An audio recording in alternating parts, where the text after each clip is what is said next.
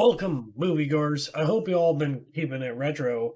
Today, we're going to be doing another reaction. God, that was a cringy opening. Oh, God. Oh, well. Anyway, it'll work. Hi, welcome back. Yes, hello there, everyone. Today, yeah, like I said, we're going to be doing a reaction to Mr. Ballen yet again. Um, today, we're going to be doing top 3 scariest run-ins with unknown predators missing 411, part 14. Interesting. So, yes, without further ado, I hope y'all brought snacks, beverages. I've got what's left of Pepsi, and I have a thing of junior dippers. Anyway, and one meat stick, but who cares? Anyway, 3, 2, 1. If you weren't already afraid of the woods, you will be by the end of this video. But before we Is get that into right? today's stories, if you're a fan of the strange, dark, and mysterious delivered in story format, then you've come to the right channel because that's all we do, and we upload 3, 4, even 5 times every week. So if that's of interest to you, please release a massive saltwater crocodile. So if that's of interest to you, please release a massive saltwater crocodile inside of the like button's house. Also, please subscribe to our channel and turn on all notifications so you don't miss any of our weekly uploads. All right, let's get into today's stories.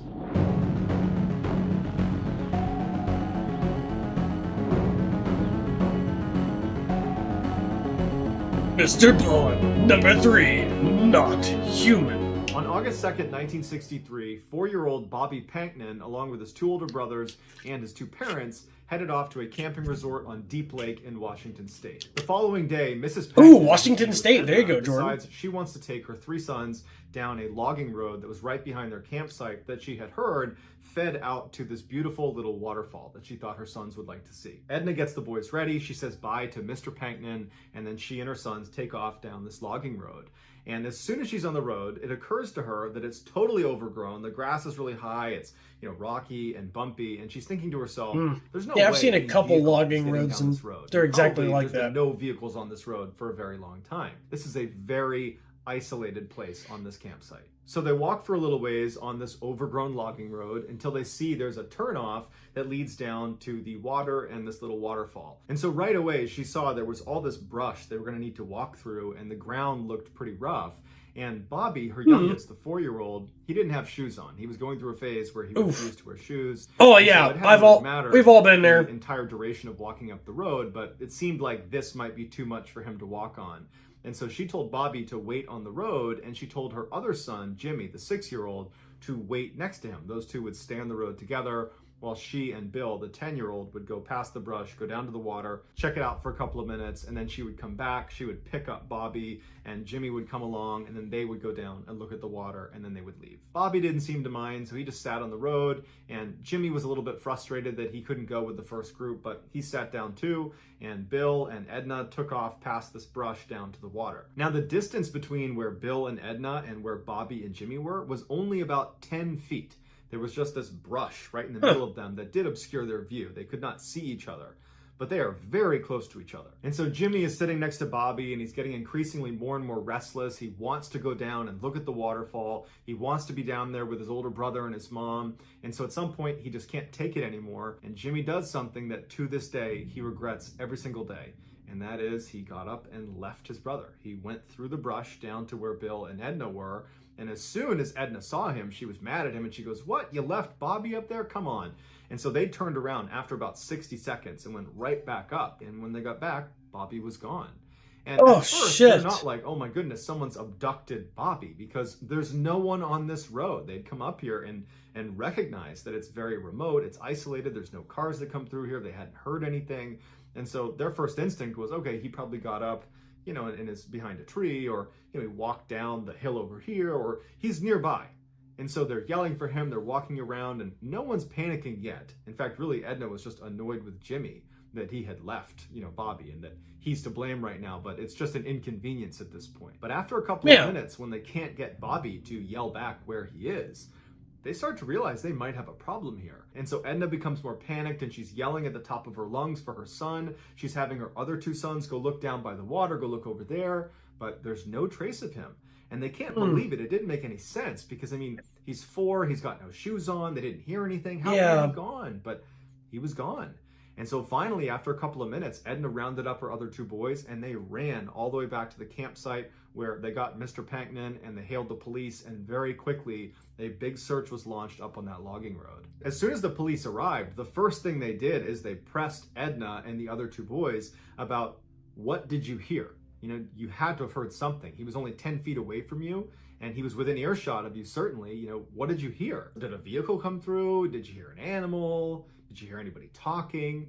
And Edna and the other 2 boys, they swore that they heard nothing, that they're just as baffled by it as anybody else. And so the police really didn't have a good starting point of where Bobby could have gone. And in that area, there wasn't any, you know, steep drop-offs or obvious places that Bobby could have fallen into or gotten trapped. The water for the waterfall, it's not deep. It's this little tiny brook. You know, it'd be difficult to drown in that little brook. So they just basically started fanning out in all directions, hoping they would, you know, find a piece of clothing or some other clue that would indicate where he went. After 3 days of searching, they yielded nothing. They finally brought in a bloodhound to try to find him based on scent.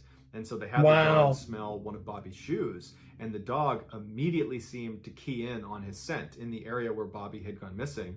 And the dog turns and starts running up the logging road away from the campsite, so farther into the forest. And it runs for almost 2 miles, and it never seems to waver. It's clearly picked up Bobby's scent. And it stops at this fork in the road about 2 miles away from where Bobby had gone missing. And it keys in on this one area right at the fork where there wasn't anything significant. It was just this bare patch of dirt. And so the police, they uncover the dirt a little bit. There's nothing there. They're looking around the area. That there's no indication that Bobby was ever here. So they give the scent back to the dog. And again, the dog just keeps tracking to this one section in this fork in the road.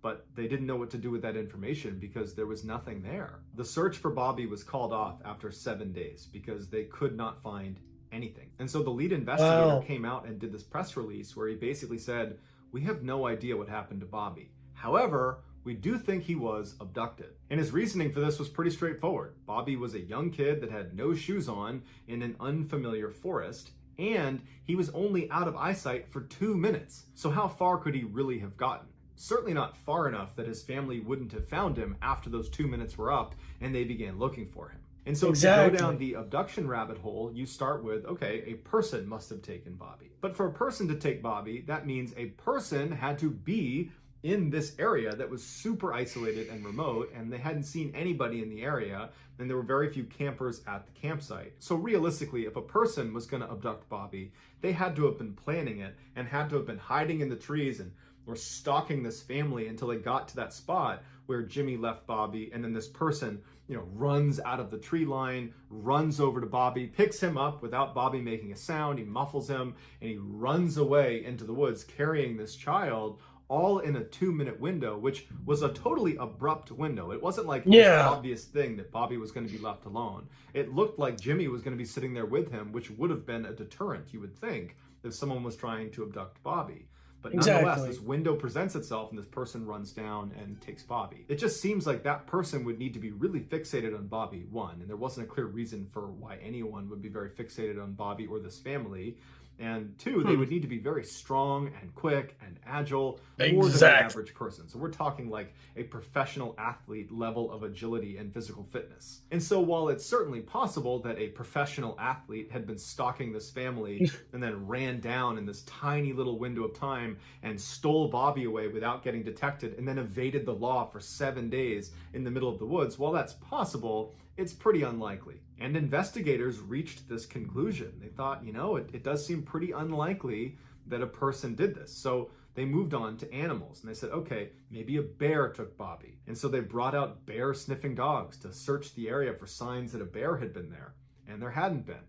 And so they said, okay, maybe a cougar had been there. And so they brought out a cougar expert who looked around the area, and there's no signs of a cougar in the area. Plus, there was no blood anywhere around the area where Bobby had been taken. There was no drag marks where if a predator were to grab you, they would need to drag you away. There was no drag marks. So it seemed like, okay, the large predator theory also has problems with it. And so the next that is very interesting. Was, well, maybe a giant eagle swooped down and picked Bobby up and flew him away. Oh yeah, which the accounts for why maybe Thunderbirds. it was quiet and there was no drag marks, there was no blood, and why he's just gone. But that was when authorities said, okay, we clearly have no clue.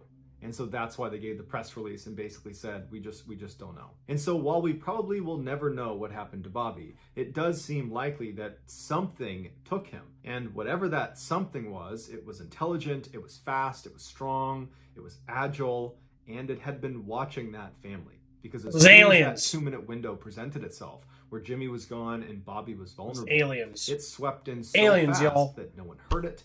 Probing everybody. It took Bobby Hides somewhere kids, hides and your did wife. something to him, and whatever it did, it probably wasn't good. In December of 1961, James McCormick Sr. was on vacation from his job as a fire inspector for the city of Portland, Oregon.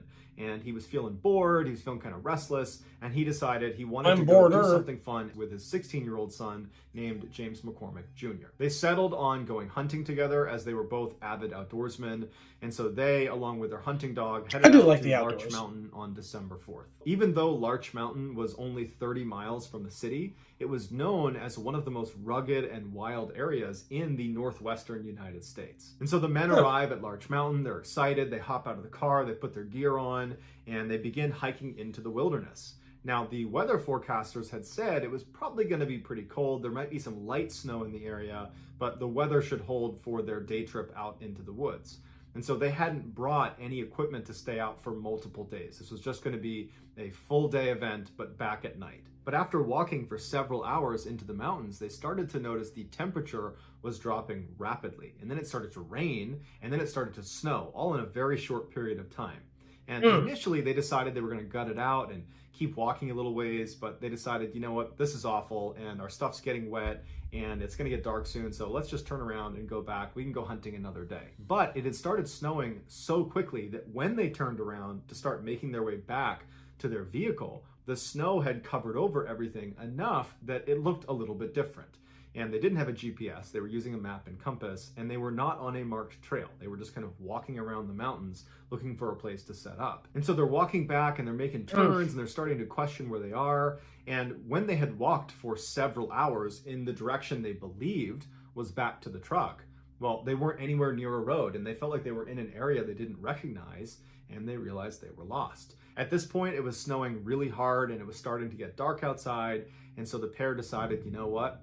We got to stay out for the night. We're not going to find our vehicle tonight. It's too dark and we don't know where we are. So let's camp out for the night and tomorrow we will find our vehicle. But remember, they didn't have any equipment to stay out for the night. All they had was their warm clothes, but they didn't have a structure to protect them from the elements.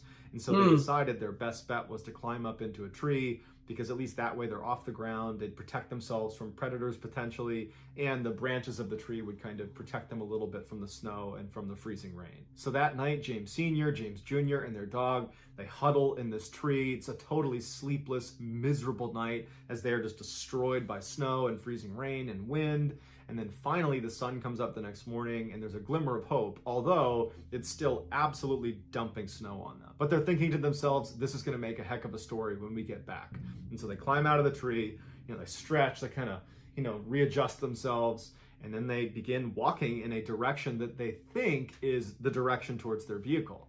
And for several hours, they're just kind of walking, hoping they're going to run into this road, and they don't. And at some point they realize once again that they are in the same position they were in the day before. They don't know where they are. And now they've walked even farther, potentially in the wrong direction. And so they stop for a second, and James Sr. pulls out his map and he's trying to make sense of where they might be. He's looking around, he's trying to terrain associate to see if he can figure out if there's a specific way he should be going, when his son, who was a really tough kid, didn't complain about anything. He said to his dad, I'm feeling delirious. I feel like I can't think straight. And it's hard for me to stand even. I'm going to sit down. And his dad's looking at him, not concerned about this, because it was a pretty miserable night the night before. And so it makes sense he might be tired. But I mean, they had slept a full night's sleep the days leading up to this trip. They've only been out in the elements for one day. They do have warm clothes on. They do have food. They do have water. And so he figures his son will just sit down for a minute and then he'll get back up and be rejuvenated and they'll keep moving out. And so James Sr. continues looking at his map. He's looking around, kind of waiting for his son to say, okay, I'm ready to start moving again. But his son just continues to deteriorate. He's speaking in nonsense and he can't stand up. And this was the first time that James Sr. really started to feel concerned for their actual safety. Because even the night before, when they were up in the tree, even then, it just felt like it was this crazy thing that was happening to them and that everything would be fine. And even that morning when they got up and it was still snowing and they're still lost, he had that optimism, and so did his son. But now, thinking, okay, we are potentially staring down another night out here, and we're going to eventually run out of food and water. You know, our clothes are starting to get wet. The temperatures are dropping below freezing. We don't have a tent. We don't have a shelter. And now something's wrong with And my no son, cell which is phone. concerning in and of itself. But if he can't move, then we can't make progress towards getting out of the situation. And so James Sr., who was this really fit fireman, he said, okay, I'm going to pick you up and I'm going to carry you. And he picked his son up, fireman's carry, put him over his shoulders, and for 3 hours, James Sr. just continues to march around looking for the way out. And after 3 hours, when they had not gotten anywhere closer to a road or any civilization, and now it was dark out again, he collapses with his son, and he puts his son down by a tree, and he sits down next to him, and he's totally defeated. And he's like, we got to get ready for another night. We got to get back up in a tree and we got to do this again. And so as they're sitting there kind of talking about how they're going to get James Jr. up into a tree for the night because, you know, he's too weak to climb up himself, they both notice these very bright lights about 100 feet in front of them that look like headlights. And James Sr. is like, oh my goodness, what luck. There is a road that we just didn't see and there's a car that's parked right there. I'm going to go up and communicate with them and tell them that we are stuck out here and see if they can give us a ride. Stay right here. I'll be right back. And so James Sr. gets up and starts running towards these lights because these lights are their lifeline. And he wants to get to them before they potentially pull away without realizing, you know, there's some people that really could use some help here. And so as he's moving, you know, 50, 60, 70 feet away from where his son and his hunting dog were, the lights just continue to go farther and farther away from him to the point where James Sr. stops. And he's looking at these lights thinking, are those headlights? Like, what are those lights? And at some point, the lights just kind of disappear into the forest and then they're gone. James Sr. looks around and he realizes, there's no road over here. I'm in the middle of the woods. Like, what were those lights? And so he stands there for a minute thinking to himself, you know, am I losing my grip on reality? Like, you know, what's going on here? And he turns around and he starts running back to where his son and his dog were. And when he gets there, only his dog is there. His son is now gone. And what's going through James Sr.'s mind is, how? Because he couldn't walk until now. And my son certainly wouldn't have lied to me and made me carry him all the way here. And there's enough light out that he could actually still see the footprints on the ground. And so he grabs his son's backpack that was left by the tree. He picks it up, he grabs his dog, and he starts yelling for his son and starts walking along the footprints that were left by, presumably, his son. And so he's walking along these footprints and he's yelling out for his son. He's not hearing anything. And this whole time he's thinking to himself, like, why would he even leave? Even if he could move, why would he leave? You know, we're obviously in this together. Like, what's going on with my son? So he's walking, and after about 30 minutes of walking along these footprints, because the snow was coming down so heavy, the prints were getting harder and harder and harder to track because they were filling in with snow. And finally, it got dark out, and then he really couldn't see the prints anymore. And now James Sr. is absolutely panicked. You know, this is a nightmare. Where's my son? What were those lights? Oh my gosh, it's going to be another night out here. And he just picks a random direction and holding onto his son's stuff with his dog, he just starts running. The next day, James Sr. and his dog would stumble into this lodge that was about 6 miles away from where they had parked their car over at Larch Mountain. Now, that doesn't mean they moved 6 miles to get there. They probably zigged and zagged all over the mountain and they covered much more than 6 miles, but it was a 6-mile shot to this lodge. They stumble inside, and it was just a miracle that he had found it. He basically had ran all night until he found a road, and he traced it up to this lodge, and he told the staff inside, my son is missing. We've been gone for 2 days now. He's out in the middle of the woods. He's hurt. Someone needs to go out there. And so very quickly, the police were called, and word spread to the firefighters in Portland, Oregon, that, you know, the fire inspector's son is missing. And so 200 off-duty firefighters made their way up to the mountain as well to assist in this search. The paramedics wanted James Sr. to just go to the hospital and let the searchers do their job. But James Sr. was not about to leave his son, and he refused medical attention, and he went out with the first group of searchers. And somehow he was able to get them to the rough area that he was able to recognize as, you know, roughly where his son had been sitting when he went missing. They searched that area and very quickly found James Jr.'s glasses case, as well as his boots and his socks, but no James Jr. Later in the day, though, they would find James Jr. He was about 1,000 feet away from where his boots and his glasses case were found, at the bottom of this cliff, and he was deceased. Now, initially, the thought was, well, he must have gotten confused Damn. and walked away from where he had been told to sit and fell off this cliff. But they determined he did not die from the fall off this cliff. He had made his way down to that cliff and then died of exposure. So how was James Jr. able to suddenly be able to walk again? And once he had that skill back, why didn't he go to his dad? Why did he walk away from him? And why did he take his shoes and socks off to do that as well? And what were those lights that James Sr. saw in the middle of the woods? Because they weren't headlights. And it was only when he went to investigate them that suddenly James Jr. up and walks away. That is interesting. In early July of 1953, Mr. and Mrs. Huggin, along with their 3 young daughters, left their home in Winnipeg, Canada for a 6-week summer vacation. They were headed to the girls' grandparents' summer cabin in Wade, Ontario, which is one of the more remote and wild sections of Ontario. Their cabin was right in the middle of this huge swampy forest, and they were not too far from one of the biggest lakes in Ontario called Fox Lake. The family arrived late on July 4th, so they didn't do anything when they arrived. They just hung out at the cabin. And then early the next day, all the adults decided they wanted to take the girls to Fox Lake for the day. So they began gathering all the supplies they would need while the 3 girls played outside the cabin. Now, there's no neighbors or anybody else anywhere near this cabin. And so it was totally normal to have the girls just play outside. They were not concerned about, them getting taken or something. And so the 2 older girls played in the front yard of the cabin, and Geraldine, the 5-year-old, was playing on the side of the cabin. So the 2 girls in front couldn't see Geraldine, and the adults, they were keeping their eye on all 3 girls, but they were mostly just kind of going in and out of the cabin, getting their stuff together, periodically poking their head out, but the girls were fine. At 10 a.m. that morning, the parents had finally packed up the car, and they were ready to collect the girls to head over to the lake. And so they went outside, they got the 2 girls that were out front, and they went to the side of the house, and they couldn't find Geraldine. Now, they weren't worried because where could she have gone? And so they walked around the house, they're yelling for Geraldine, and they asked the 2 girls, have you seen Geraldine? Where'd she go? And they're like, oh, we don't know. She was just over on the side of the house a minute ago. And so you can't find her outside. And so they go in the cabin thinking she must have gone in there because that's the only place she could be. But after thoroughly looking through the cabin and not finding her, they started to get a little bit more worried. At this point, the adults start talking to each other and they're saying, did anybody see Geraldine in the past couple of minutes? Has anybody seen her? And they all said, yeah, I poked my head out the window and I saw her within the past 10 minutes right on the side of the cabin. And so they all agreed within the past 10 minutes, they had seen her right outside the cabin. So they're alarmed they can't find her, but they're thinking, we're gonna find her. What's sad about all these is they're all kids that go disappearing. For her. Now, this is such a remote section of Ontario that there's really no noise pollution and sound travels really, really well.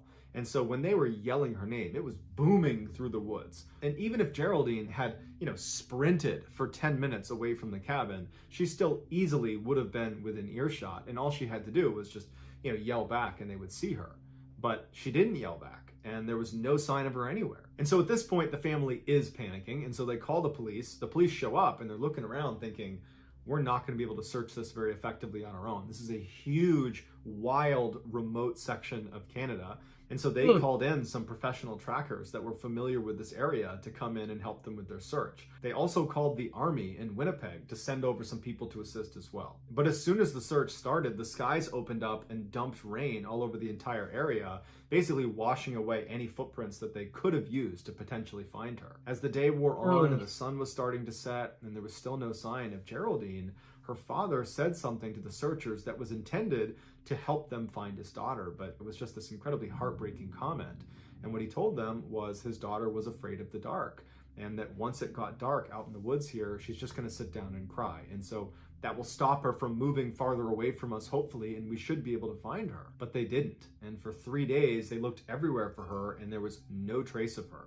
And to make matters even worse is the weather had been really rainy and cold, not below freezing temperatures, but close, like in the 40-degree Fahrenheit range.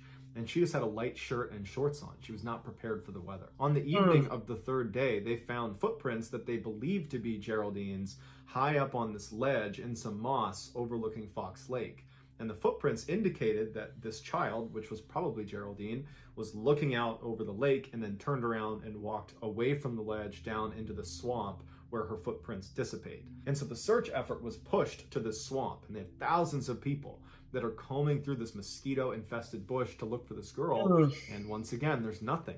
Then on the 7th day of the search, they find another set of footprints in the swamp around the area where they were looking for Geraldine. But it wasn't Geraldine's footprints because they were these huge prints that if it was a human print, they would need to be an enormous human being. Or these prints belonged to some enormous animal, but they were unable to determine what animal it was. At this point, although there's not really any real evidence connecting that print to Geraldine, people are starting to suspect that whoever left this print or whatever left this print has something to do with whatever happened to Geraldine. 2 days later, so 9 days after Geraldine has gone missing, some of the professional trackers were 2.5 miles away from where that large print was found in that swamp and where Geraldine's footprints were found up on that ledge. They found a piece of her plaid shirt 2.5 miles away on the eastern shore of another lake called Long Lake. And so they pushed the search effort over to that section of Long Lake, and within 24 hours, they would find Geraldine's remains. The scene where Geraldine was found was bizarre. There was very little left of Geraldine, and from what was left, it was clear there had been significant animal predation. And so initial thoughts were, she must have been attacked by wolves. That's what killed her. But upon closer inspection, they saw that her clothing had not been torn and there was no blood on her clothes. So the animal predation had most likely occurred after she was deceased because they would have been able to pick around the clothing. Whereas if it had been a wolf attack, they would have cut right through the clothes and there would be marks that obviously, she was attacked by animals. But Geraldine's remains appeared to have been dragged out of a nearby meadow to where she was ultimately located. And so they followed the drag line into this meadow and it led them to this opening where all the grass had been matted down. And investigators said it looked like something big had been laying there. And they speculated that that might have been the area where Geraldine had been killed, and then afterwards animals had dragged her over to where she was found. And so investigators are like, well, we found that large footprint in the swamp on the 7th day in the same area where we had found Geraldine's footprints, and we thought they might be connected. And now we're finding a large, what appears to be body print in this meadow that's right near where Geraldine's remains have been found. And so probably whoever or whatever left that print in the swamp is the same one that left this print here in the meadow, and therefore is probably Geraldine's killer. But this left investigators with two theories that didn't really make any sense. The first one was, okay, these prints, the swamp print and this body print, belong to an enormous person, like a giant, who ran up to the cabin and abducted Geraldine and ran off, and no one saw them or heard them. And for weeks, they've managed to totally evade capture despite being, again, an enormous person lumbering through the forest. So that seemed really unlikely. One, that this giant person even existed, and two, that if this giant person existed, how could they not get caught? They're so big running through the forest, they would be easy to spot. But if you rule out the enormous person theory, you're left with the enormous predator theory, which does make more sense on the surface because there are enormous predators that have attacked humans, so that does happen. But when they looked at her remains, they ruled out a wolf attack, and really, they ruled out animal attacks. But if this is an enormous predator, how did it kill Geraldine? The family was told that unfortunately, because there wasn't enough left of her, they weren't able to determine a cause of death. And so their best guess is she was probably mauled by wild animals, but they would even level with the family and say, honestly, we don't know what did this. So that's going to do it, guys. If you found the secret in today's video, let us know in the comments what it is and where you found it. So give us the timestamp. And if you're the first to do that, we will pin you at the top of the comments section. If you enjoyed today's video and you haven't done this already, please release a massive saltwater crocodile inside the like button's house. Also, please subscribe to this channel and turn on all notifications so you don't miss any of our 3, 4, even 5 weekly uploads. If you want to get in touch with me, you can direct message me on Instagram or on Twitter. My username for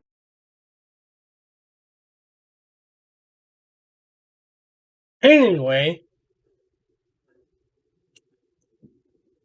God, it's a god-awful meat stick. Anyway, it's really kind of sad that all of those happen to be about children,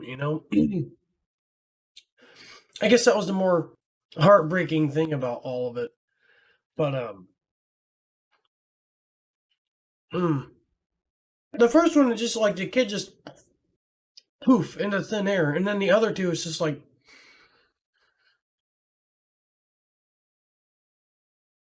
they're kind of sure on how they died, but not real sure. But the last one, I could only imagine, like, hearing that your child was found mutilated, like they were talking about. I could only imagine that. But anyway, if you guys like this kind of content, uh, go ahead, like, subscribe, and don't forget to check out our Patreon and our YouTube memberships as well. And don't forget to hit that bell icon so you'll always be notified when Jordan and I upload. And until next time, I'll see you all in the next one, and don't forget to keep it retro. Bye! Hello, and welcome back to the channel. Today, we're going to be doing a a reaction. Oh, wow, I can't hear myself. Today we're going to be doing a reaction to. Perfect. Okay, cool.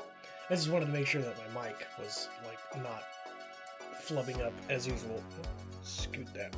I'm sorry about that. I'm terrible at this. Crap. I really haven't done this in a while. Oh my gosh, my camera's terrible. I'm sorry, guys. Okay, I think we're better. Jordan's gonna, like, flay me for this.